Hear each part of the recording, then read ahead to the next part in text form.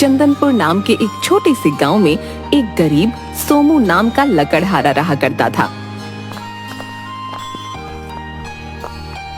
वो रोज सुबह जंगल में लकड़ी काटने जाया करता था।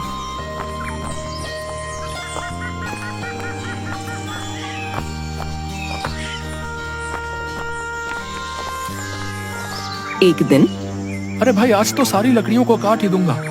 हाँ, आज इन्हें बेचकर जो भी पैसे आएंगे उर्मिला को उनसे ताजा मछली ला कर दूंगा। बेचारी कब से बोल रही है, खुश हो जाएगी। सोमू को इस आस में कि ज्यादा लकड़ी काटकर आज ज्यादा पैसे कमाऊंगा, लकड़ी काटते काटते शाम हो जाती है। तभी सोमू के पास एक सेठ भागते हुए आता है, जिसके हाथ में एक धन की पोटली थी।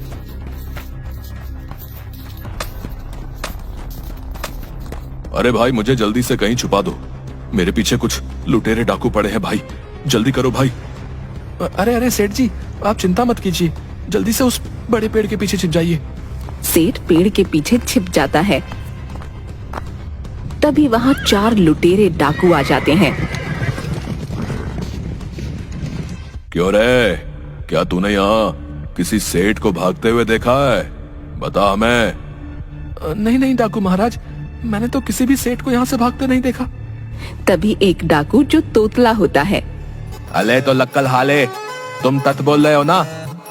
उस तेत के हाथों में एक दंती तोतली भी थी। अगर तुमने हमें धूत बोला तो तुम्हारी थैल नहीं। हाँ, थम दे तुम, हम लुटेले दातू हैं। हाँ, लुटेले दातू। डाकू भाई, जरा रुक कर बोलोगे तो कुछ समझ में आ जाएगा। मुझसे सुपारी थूक दो ना। ताले मेला मदाद बनाता है ताले है? तो लोग दला, मैं अभी बताता हूँ तुमको। जल्दी थे, उस तेज का पता बता। नहीं नहीं डाकू महाराज, मैं सच बोल रहा हूँ, मैंने यहाँ से किसी भी सेठ को भागते नहीं देखा जिनके हाथों में धन की पोटली हो। लगता है आप जिस सेठ की बात कर रहे हैं वो किसी और दिशा में चला गया होगा। उस्ताद, लगता है ये लकल हाला तीत बोल रहा है। वो थे दलुल दूसरी दिशा में ही गया होगा।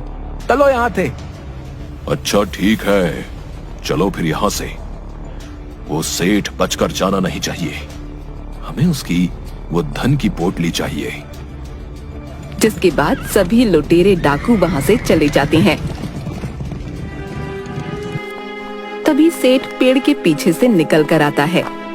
तुम्हारा बहुत बहुत धन्यवाद भाई, आज तो तुमने मुझे बाल बाल बचा लिया। लेकिन सेठ जी, आप उन डाकुओं से ऐसे भाग क्यों रहे थे? और वो डाकू आपके ही पीछे क्यों पड़े हैं?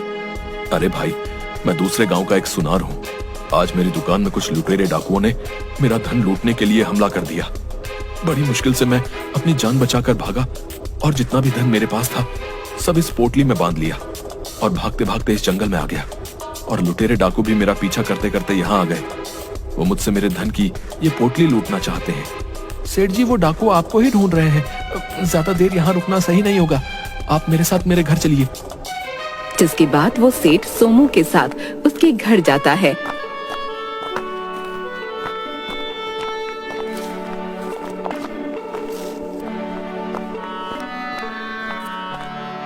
तभी सोमू की पत्नी सोमू से, अजी आ गए आप? मैंने आपसे कहा था ना, मुझे आज मच्छी ही खानी है।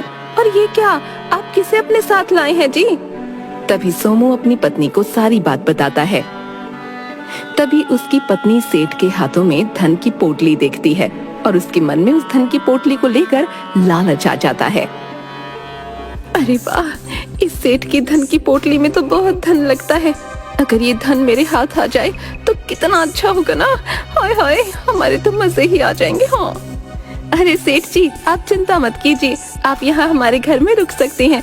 लेकिन अगर यहाँ लुटेरे डाकू आ गए तो आपके इस धन की पोटली को वो लूट कर ले जाएंगे।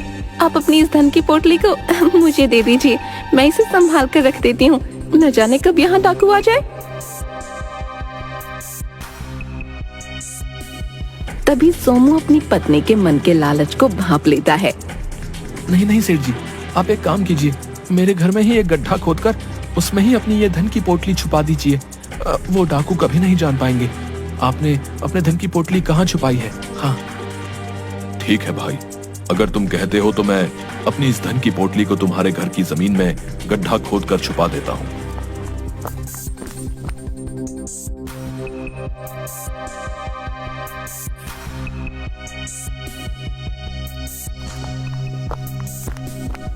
सेठ जी, अब आप आराम कीजिए। तभी सेठ की आंख लग जाती है और वो सो जाता है। सोमू सेठ की धन की पोटली जिस जगह छुपाई थी वहां खड़ा रखवाली करने लगता है। अरे अगर डाकू आ गए तो सेठ के साथ साथ मैंने जो जमा पूंजी लकड़ी बेचकर वर्षों में जमा की है वो भी चली जाएगी। नहीं नहीं, मैं ये नहीं होने दे सकता। जिसके बाद सोमू एक पोटली में अपना धन वहीं जंगल में छुपा देता है जहां वो लकड़ियां काटा करता था। वहीं जमीन में गड्ढा खोदकर वो धन उसमें छुपा देता है और वापस अपने घर आ जाता है।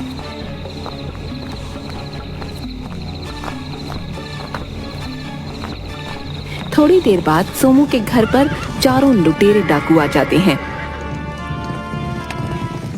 अरे ओ लकड़हारे, उठ, तूने हमें धोखा दिया है।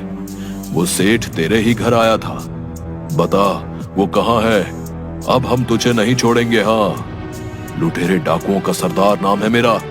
अच्छे अच्छे की टाएं टाएं फिस कर देता हूँ, और तू मुझसे ही होशियारी करने चला था। सोमू डाकुओं की ये बात सुनकर चौंक जाता है। अपने आसपास देखता है, उसे कहीं भी सेठ नजर नहीं आता। अरे वो सेठ जी कहाँ चले गए हैं? हे भगवान, लगता है वो सेठ जी भाग गए। अब ये लुटेरे डाकू मुझे नहीं छोड़ेंगे। अरे तलदाल, लगता है ये ऐसे नहीं बताएगा वो तेज कहाँ है। गांव के लोगों ने तेज को इसके थात ही देखा था। चलो तलकाल, इसे उठाकर अपने थात लिए चलो।